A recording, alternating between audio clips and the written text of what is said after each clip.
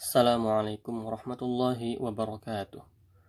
Alhamdulillahi rabbil alamin. Wassalatu wassalamu ala rasulillah wa ala alihi wa ashabihi wa man tabi'ahum bi ihsanin ila yaumiddini. Amma ba'd.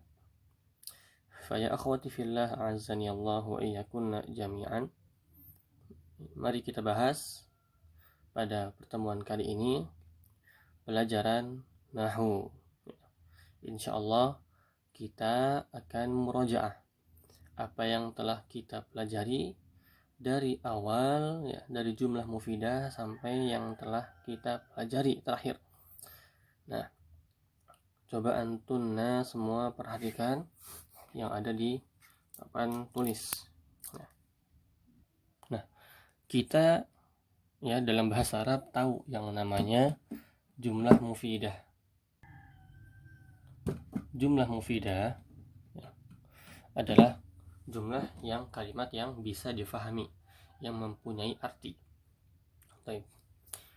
Ya, jumlah mufidah itu bisa kita buat dengan dua cara. Ya. Yang pertama, ya kita telah belajar jumlah ismiyah ya, jumlah ismiyah. Apa itu jumlah ismiyah?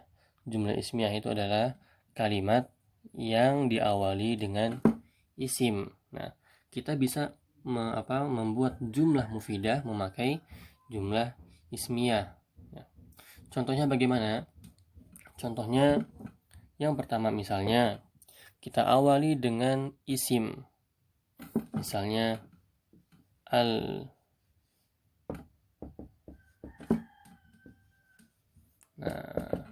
al-bustanu jamilun. Nah, ini adalah contoh jumlah mufidah memakai jumlah ismiyah. Ya. Lihat, al-bustanu jamilun. Awalnya apa? Awalnya adalah isim, ya, nama. Al-bustan, kebun. Jamil yang indah. Nah, ini adalah jumlah ismiyah. Lihat, al-bustanu jamilun. Ya. Nah, sekarang kita bahas al-bustanu. Kenapa dia dhammah di sini? Jamilun di sini juga kenapa dia dhammah? Ya. Al-bustanu.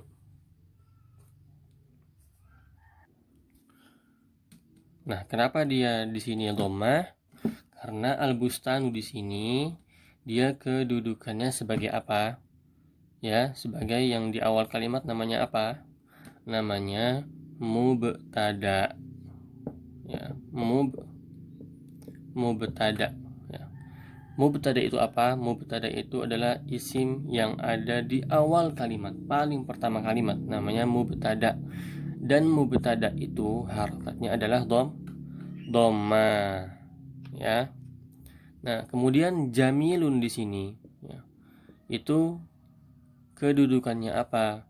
Nah, jika di sini sudah ada mubtada, berarti mubtada itu membutuhkan temannya, yaitu siapa? Yaitu khobar. Nah, khobar di sinilah yang menjelaskan si mubtada. Lihat, al-bustanu jamilun, kebun yang indah. Nah, kebun ya menjadi mubtada. Kalau misalnya kalimat ini hanya al-bustanu saja, maka dia belum menjadi jumlah mufidah karena tidak ada keterangan kebun ini apa. Makanya datang si khobar. Jamilun, dia menerangkan bahwasannya kebun ini adalah indah. Nah, ini menggunakan ya membuat jumlah mufidah menggunakan jumlah ismiyah. Baik, kita kreatifkan lagi jumlah ismiyahnya. Kita memakai huruf jar. Misalnya ini azzi. Apa azzi artinya? Azzi itu artinya adalah seragam. Azzi, nah usah tidak baca ya huruf terakhirnya. Azzi alal maktab. Nah, ini juga sama, ini jumlah mufidah memakai jumlah ismiyah. Karena apa? Karena diawali dengan jumlah dengan isim. Lihat, azzi ya, isim ya. Ya, bagaimana kita tahu isim? Bagaimana kita membuat isim? Ya, kita tahu isim itu karena dia ada alif lamnya. Fiil tidak bisa dimasukkan alif lam. Ya, ya isim itu bisa pakai alif lam atau pakai tanwin. Ya, bisa azziyu atau ziyun. Nah, tapi di sini kita pakai alif lam ya. Kita pakai alif lam. Tidak masalah. Nah, azzi di sini harokatnya apa? Azzi di sini harokatnya adalah dhammah azziyu karena dia kedudukannya adalah mubtada yang berada di awal kalimat ya, azziyu. Nah, di sini sekarang. Nah, sekarang ada tiga kata. Tadi kan ini ada 2 kata. Sekarang ada 3 kata. Azziyu alal maktab. Nah, al maktab di sini harokatnya apa? Harokatnya ya, alal maktabi, berharokat kasroh. Kenapa dia berharokat kasroh? Apa alasannya?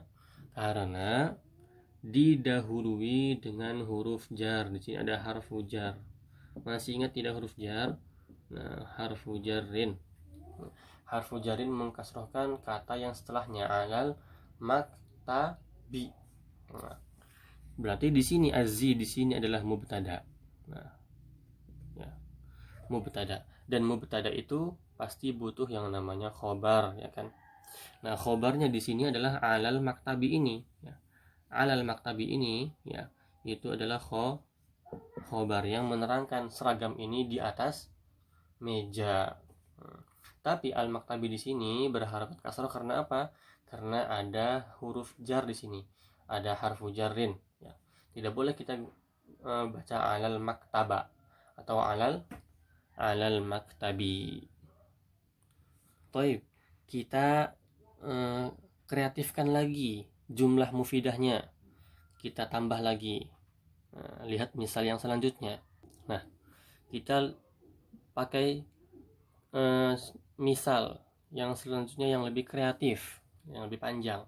Nah, lihat di sini ada 1, 2, 3, 4 kata. Azzi ala al-maktab, ada al-jadid. Mana yang baru di sini? Al-jadid di sini. Baik.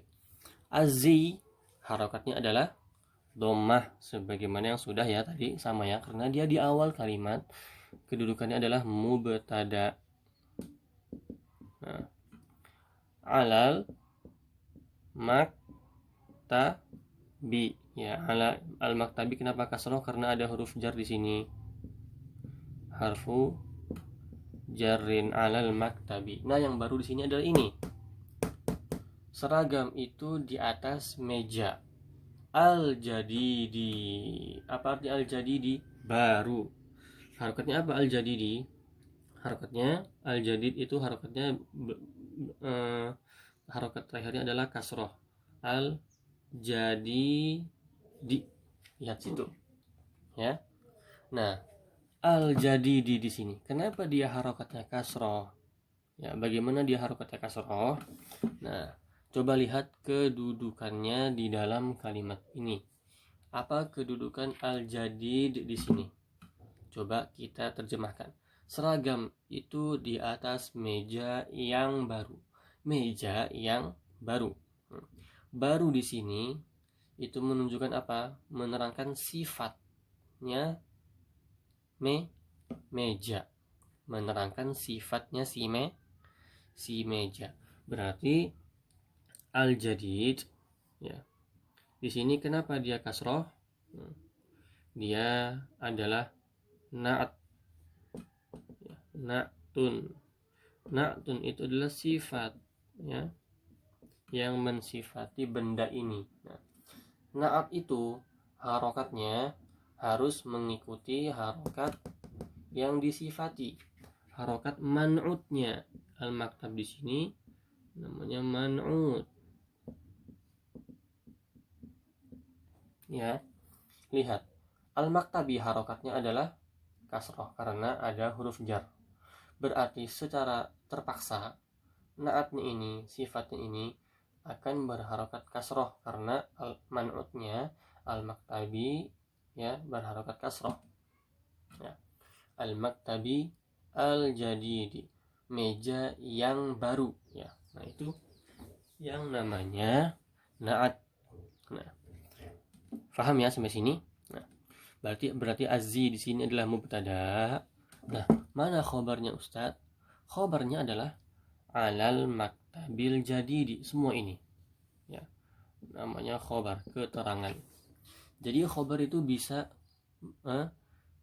bisa terangkai dari beberapa kata.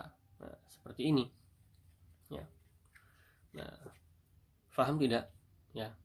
Azziyu alal maktabi al-jadidi. Kenapa al-jadidi di sini? Kasroh karena dia mengikuti yang disifati, benda yang disifatinya, kasroh harokatnya ya. Kalaulah misalnya ya al-maktab di sini berharokat fathah misalnya. Coba Ustadz berikan contoh ya. Nah, coba lihat di sini. Di sini ada ro'aitu. Apa artinya ro'aitu? Aku melihat. Aku telah melihat. Aku telah melihat ya. Jadi fa'ilnya di sini aku ya. Pelakunya adalah aku. Aku melihat al-maktab al-jadid, meja yang baru. Nah, meja yang baru di sini ya. Di kalimat ini kedudukannya apa? Kedudukannya adalah maf'ul bih kan, objek kan? Objek yang dilihat. Nah, maf'ul bih harokatnya apa?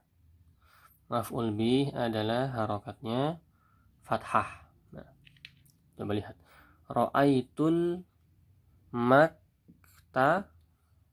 maktaba ya. Ra'aitu al-maktaba. Aku telah melihat meja. Nah, ra'aitul maktaba itu aslinya sudah cukup menjadi jumlah mufidah, tapi ditambah keterangan sifat bendanya ini. Nah, berarti al-jadid di sini sifat dan harokatnya harus mengikuti yang benda yang disifati. Lihat harokat al-maktab di sini apa? Fathah. Maka al-jadid harokat terakhirnya adalah fathah. Ra'aitul maktabal jadida ya. Sudah kita pelajari kan naat dan man'ut. Nah, sudah kita pelajari. Jadi intinya naat dan man'ut ini ya harokatnya mengikuti benda yang disifati. Dan juga satu lagi, naat itu ya dia mengikuti man'utnya ya, benda yang disifatinya dalam alif lamnya. Jika man'utnya memakai alif lam, maka sifatnya naatnya memakai alif lam. Jika man'utnya memakai tanwin, maka sifatnya memakai tanwin. Nah, seperti itu. Tapi di sini karena bendanya memakai alif lam, maka sifatnya memakai alif lam, mengikuti ya, seperti itu.